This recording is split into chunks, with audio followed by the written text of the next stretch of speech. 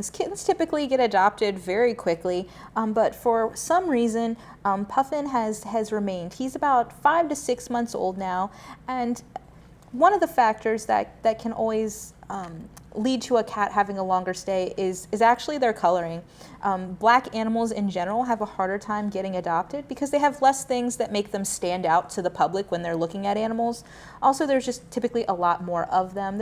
So just little factors like that can play a role. But Puffin does have some things about him that make him stand out. He's got these great whiskers, and he's just got the one white one, which definitely sets him apart. And it's like they're very cute and kind of curl in around his face. So there is something that makes him unique, but there are just so many kittens coming in. It's kitten season, so kittens go on the floor. If they don't get picked up initially, then newer ones come in that are younger, and as they get older, it can be a little bit more challenging for them to find their forever families. But he is a little bit nervous at first, but once he got comfortable in his cage on the adoption floor, he was asking for attention. He's doing the typical, playing with all the other, with the volunteers, playing with his toys, and he's spending a lot of time with the volunteers sitting on laps, and he's been very affectionate with them. So he's going to make a great addition to a household.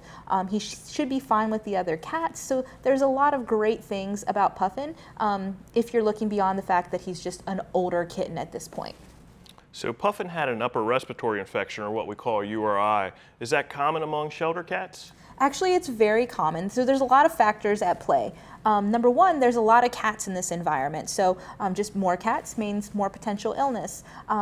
And then because they're in a stressful environment where maybe they're not familiar, their immune systems are a little bit more suppressed. And then we have the human factor, right? So volunteers are coming in, visitors are coming in, they're touching them, sometimes not always cleaning their hands like we ask them to do between each cat, so they're spreading germs that way. So it's pretty common. What I always tell people, it's very similar to a cold like you or I would get. So the symptoms are the same: sneezing, runny nose, nasal congestion, weepy, watery eye, and we typically treat that with either an antibiotic and an antiviral, or just an antibiotic, and typically about 14 days they clear up, and there's not typically any lasting effects. And most of the cats on our adoption floor right now have had this upper respiratory infection.